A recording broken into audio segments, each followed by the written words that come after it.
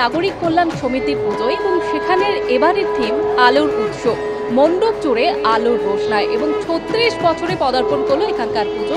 ইতিমধ্যেই মণ্ডপে কিন্তু ভিড় জমতে শুরু করেছে এবং এই মণ্ডপের ভাবনা কি আপনাদের সামনে তুলে ধরবো।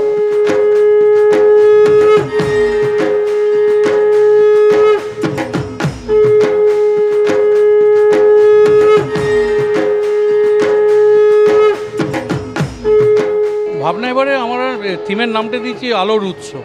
আলোর উৎসব মানে বোঝাতে চেয়েছি এই পৃথিবীতে বাঁচতে গেলে আলো কিন্তু একটা খুব অপরিহার্য। যেমন সূর্য থেকে আমরা আলো পাই, এই আলোর দ্বারা কিন্তু গাছ বড় হয়, মানুষেরও উপকারে লাগে, কিন্তু তার সাথে সাথে আলোর সাথে সাথে আমরা আধ্যাত্মিকতাকেও জড়িয়েছি এর মধ্যে। যেমন রবীন্দ্রনাথ ঠাকুর, তাদের মতো জ্ঞানী যদি এখানে না থাকে তো আমরা সেই আলোটা কিন্তু পাবো না। সেই আলোটাও কিন্তু আমাদের শিক্ষার জন্য খুব জরুরি। রবীন্দ্রনাথের রক্তকরবী নাটক আছে, নাটকের 100 বছরের পূর্তি হচ্ছে সামনের বছর, মানে 2026-এ। সেটাকেই আমরা 1 বছর আগে এটাকে তুলে ধরার চেষ্টা করেছি মণ্ডপের মাধ্যমে।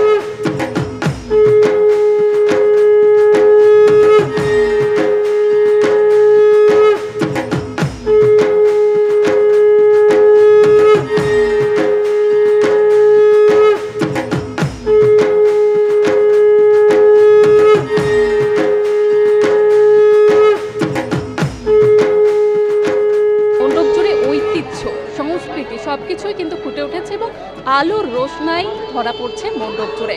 এবং দেবীর প্রতিমা যদি আপনারা দেখেন সেখানেও কিন্তু একটা ঐতিহ্যের ছোঁয়া, এক নতুনত্ব রয়েছে তার পাশাপাশি। এবং গোটা মণ্ডপ জুড়ে আলো দিয়ে সাজানো হয়েছে, যেহেতু থিমের নাম আলোর উৎসব। কেমন লাগছে? ভালো লাগছে, ভালো লাগছে। কি প্ল্যানিং রয়েছে পুজোর? তো ঘুরছি, নর্থ সাউথ সব জায়গা ঘুরে নিয়েছি, এটা বাড়ির পাশে তাই এটা ঘুরতে এসেছি। কেমন লাগছে? ভালো লাগছে খুব, আমাদের স্কুলের কাছেই তো। আমি এটা নিয়ে 11টা দেখলাম। 11টা ঠাকুর দেখলে? প্রত্যেক দিনই বেরোচ্ছ? না, আজকেই বেরোলাম। বোঝাই যাচ্ছে একেবারে কচি কাচারাও কিন্তু পুজোর আনন্দে মেতে উঠেছে। এবং এবারে যে থিম আলোর উৎসব, যার টানে অসংখ্য মানুষ ইতিমধ্যেই কিন্তু হাজির হয়েছেন এই মণ্ডপে।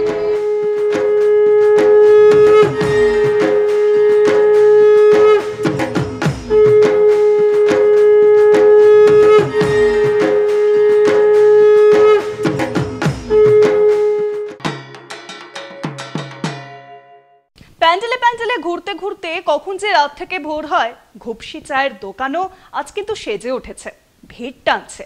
ক্লান্ত শরীরে ধোয়া ওঠা চায়ের দাবি পুজোর দেখা লোকজনের। কল্লোল ফিলেছে কল্লোলিনী কলকাতার। পুজোর আরও গল্প আছে, সেসব তো আর বলাই হলো না, তবে বলবো, প্রতিদিন বলবো। মহানগরের পুজোয় গল্প শুনতে নজর রাখুন কলকাতা টিভিতে, রাত দিন 7 দিন।